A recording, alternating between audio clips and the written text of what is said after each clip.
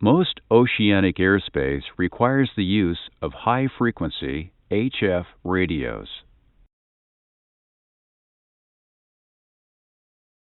Selective calling or cell call is also used, and an operational check should be performed when checking with each new controller.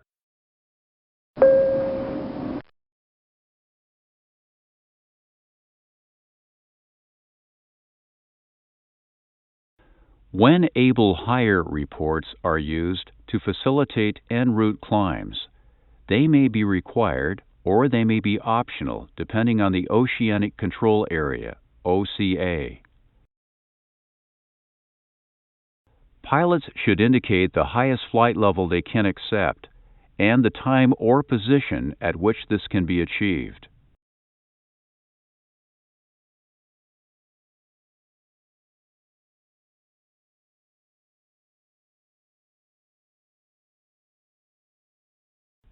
When able, higher reports should be made on initial contact with ATC at each OCA boundary.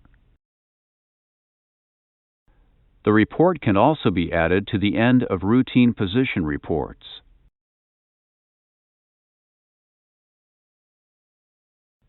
There are two things to remember regarding the When Able Higher, or WAH report. First, a WAH is not interpreted as a request for a higher altitude. Second, an ATC acknowledgement of a WAH is not a clearance to change your altitude. A separate clearance request must be made.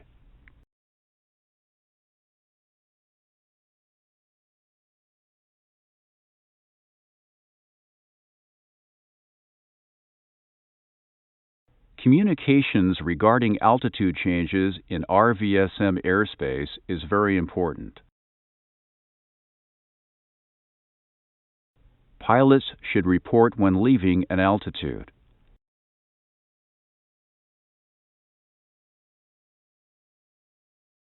And when reaching level flight after making a climb or descent. The only exception is when under automatic dependent surveillance or radar contact.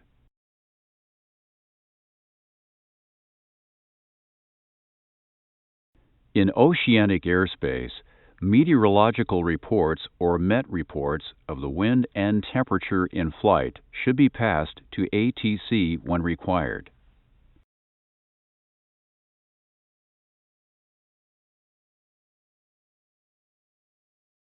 On published airways, such as the North Pacific, the M symbol designates a required MET reporting point.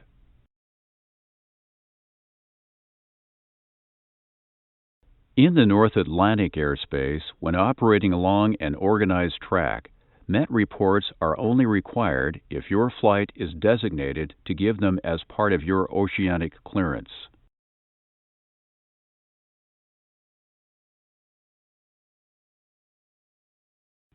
MET reports are required on all flights that are not entirely along an organized track.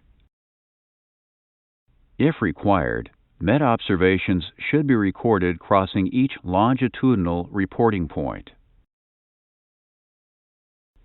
and midpoint. MET reports are given by appending them to the end of position reports. The format for these is shown on the appropriate chart.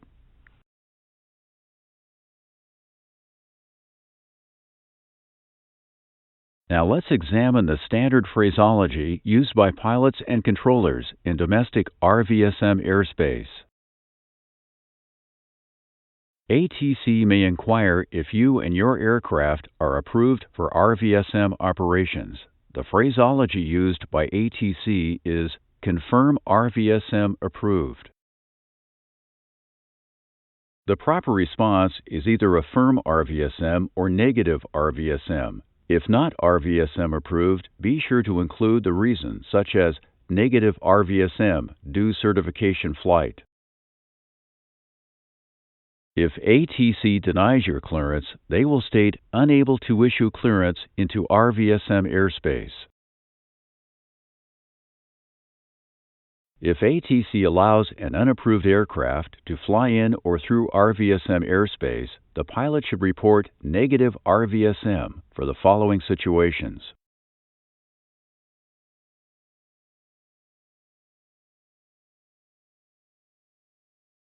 In all requests for flight level changes pertaining to flight levels within the RVSM airspace.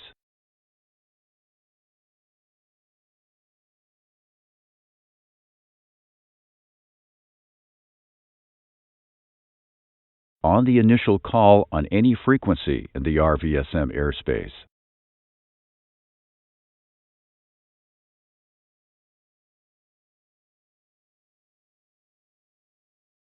In all readbacks to flight level clearances pertaining to flight levels within the RVSM airspace.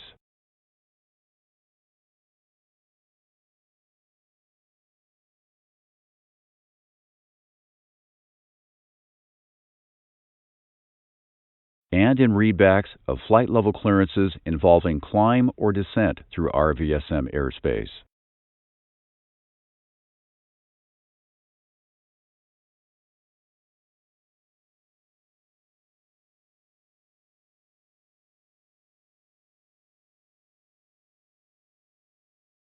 If any of your required equipment for RVSM flight fails, such as all primary altimeters, automatic altitude control systems, altitude alerters, or transponder, you must state to ATC unable RVSM do equipment. Be sure to repeat this restriction on initial contact to each controller while in RVSM airspace.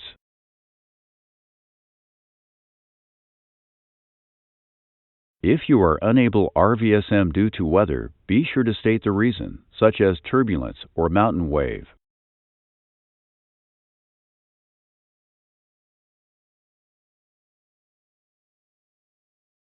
When clear of the weather or if failed equipment has been resolved, inform ATC. The proper phraseology is confirm able to resume RVSM and ready to resume RVSM.